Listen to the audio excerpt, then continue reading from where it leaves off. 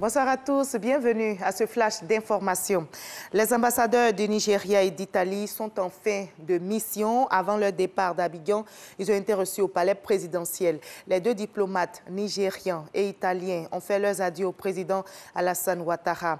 L'ambassadeur italien a passé 4 ans en Côte d'Ivoire. Il a donc fait le bilan de ses activités et a salué l'impulsion donnée à la coopération ivoiro-italienne. Son homologue nigériane a réaffirmé, elle, l'excellence des relations entre son pays et la Côte d'Ivoire. Le ministre de la Communication, de l'Économie numérique et de la Poste au grand rendez-vous de Fraternité Matin, le ministre Bruno Koné-Nabagné a répondu donc à l'invitation de la rédaction du groupe pour se prononcer sur le secteur de la communication à l'ère des mutations. D'autres sujets ont été évoqués au cours de ce débat. L'ouverture de l'espace audiovisuel, la loi sur la presse et le traitement salarial des journalistes. On y reviendra ce soir à 20h.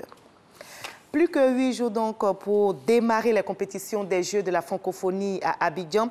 La capitale économique ivoirienne se prépare donc activement. Une opération grand ménage dénommée spéciale francophonie vient d'être lancée. Les ministres Begré Mambé et Anne-Désirée Oloto invitent les maires à s'impliquer dans cette opération de propreté, comme nous l'explique Grace Kando. Abidjan va vibrer au rythme des 8e Jeux de la francophonie à partir du 21 juillet et ce jusqu'au 30 juillet prochain. Un événement de taille qui enregistre, entre autres, la participation de 4000 athlètes et compétiteurs venant de 84 pays francophones et des pays observateurs. La salubrité de la ville d'Abidjan s'invite aussi à cette cérémonie. Maintenir les communes propres avant et après les Jeux, un engagement pris par les maires du district d'Abidjan dans la commune de Makori. La première image que les athlètes verront, c'est Makori. Makori va être la capitale d'Abidjan. Donc Makori doit être à la hauteur. Pour que Makori reflète l'image d'Abidjan, le vrai Abidjan, Abidjan propre, Abidjan qu'on a connu il y a de cela très longtemps. Cette action dénommée Édition Grand Ménage spéciale francophonie vise à contribuer à l'amélioration de la propriété des communes du district d'Abidjan. Le ministre Robert Begré Mambé a sonné la mobilisation pour que chacun apporte sa contribution. Les maires considèrent que Abidjan doit être un modèle de propreté. Pour bien accueillir toutes ces personnalités, les athlètes qui viendront, le ministère ne pouvait pas être en reste. Je considère qu'aujourd'hui, c'est un signal fort. Nous sommes tous mobilisés pour faire en sorte que ces Jeux se déroulent dans un cadre de vie propre et assaini.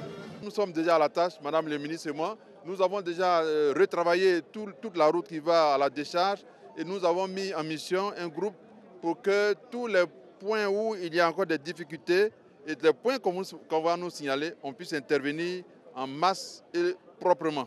Toujours selon le ministre auprès du président de la République, chargé des 8e Jeux de la francophonie, tout est fin prêt pour accueillir les athlètes.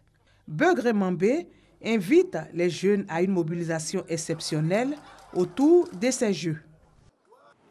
Voilà, et avant le top départ des Jeux de la francophonie le 21 juillet prochain, le Forum ivoiro-guinéen se tient en ce moment à Conakry. La Confédération générale des entreprises de Côte d'Ivoire a fait le déplacement en Guinée-Conakry pour tisser des relations d'affaires.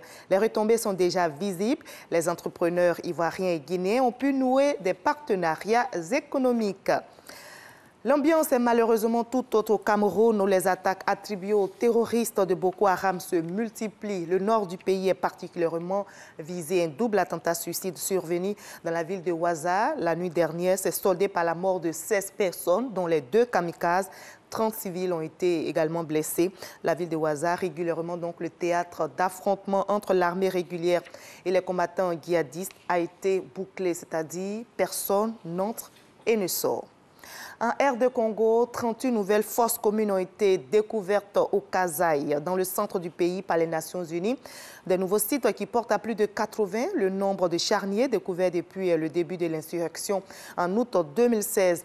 Le défi maintenant est d'identifier les victimes et surtout de connaître les commanditaires. Une tâche qui s'annonce compliquée car depuis plus d'1 an, les violences sont incessantes dans tout le Kasaï. 3300 personnes ont été tuées et près d'1,5 million sont en exil. On l'a appris aujourd'hui, le dissident chinois Liu Xiaobo, prix Nobel de la paix 2010, est décédé aujourd'hui d'un cancer du foie. Il était incarcéré depuis 2009, puis placé en liberté conditionnelle fin juin dernier pour raison de santé. Depuis sa participation à la rédaction d'un projet de réforme constitutionnelle, le prix Nobel de la paix était devenu la bête noire de Pékin. On se retrouve à 20h, à tout à l'heure.